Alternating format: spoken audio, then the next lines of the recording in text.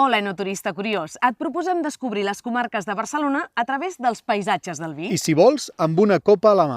Sabies que al Maresme hi ha un dels majors patrimonis modernistes de Catalunya? Abans hi havia cases d'estiueig i vinyes verdes vora el mar. Després van arribar els modernets, que es van construir els xalets i alguns d'ells es van menjar les vinyes. Però la història perviu a través dels vins de la denominació d'origen Alella. Si ets curiós, acompanya'ns en aquesta ruta.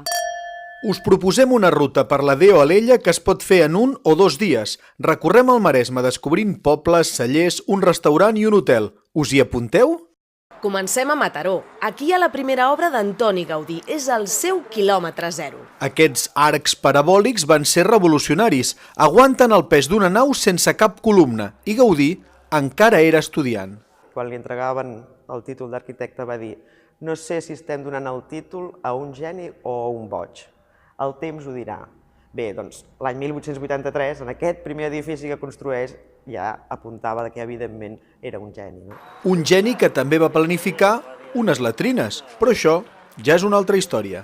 El modernisme s'estén pel Maresme. A Argentona, Puig i Cadafalch va construir una casa d'estiueig, aparador del seu art trencador. Després va restaurar la torre de l'església. No us perdeu el detall de les gàrgoles amb una fauna insòlita.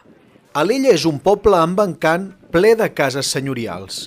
Moltes, com aquesta, les van construir industrials de Barcelona a finals del XIX. Els pagesos es van vendre les vinyes que es van convertir en segones residències. La fil·loxera va suposar un daltabaix i algunes famílies, que eren famílies benestants, es van arruïnar. Fruit d'aquesta ruïna van necessitar d'alguna manera tocar diner calent, ràpid, i aquesta oportunitat la va oferir aquests industrials. I van fer mansions de molts estils. Per tafanejar, el millor és un passeig per Alella. I si després teniu set, acabem de trobar el carrer ideal. A partir del segle XX, els pagesos es van unir en una gran cooperativa, Alella Vinícola. El celler és una impressionant catedral del vi, dissenyada per un deixeble de Gaudí, Jeroni Martorell. Van unir esforços, van unir superfície de vinya i, sobretot, uns coneixements tècnics que van acabar embotellant ampolles de vi blanc de molta qualitat. Alella és la DO més petita d'Espanya i a prop de 300 hectàrees de vinya hi fan un centenar de vins. Per cada 3 hectàrees hi ha una ampolla singular. Quina gana! En un restaurant del Masnou, amb una estrella Michelin, ens han parlat de com cuinen els pèsols del Maresme. És pèsol llàgrima, amb botifarra negra i ventre de bacallà. Està molt bo! I al final és un petit viatge al Maresme, no? Pèsols, mar i muntanya i un vi molt mariner, molt salí, no? Salut! Salut!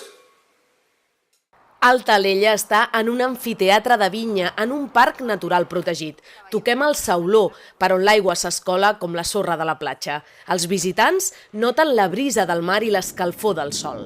La nostra idea és aquestes característiques diferenciades que s'expressin al màxim en el vi, a fi i efecte que la gent tasti coses diferents. Són vins expressius i sincers, però sobretot sans, no porten químics. Vi negre i pernil.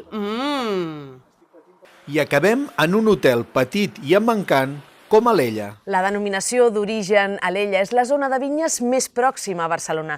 Té platja, té allotjaments i en molts d'ells tenen una acurada carta de vins. Vins que són ecològics i molt reconeixibles. Alella és una petita joia esperant a ser descoberta. Salut!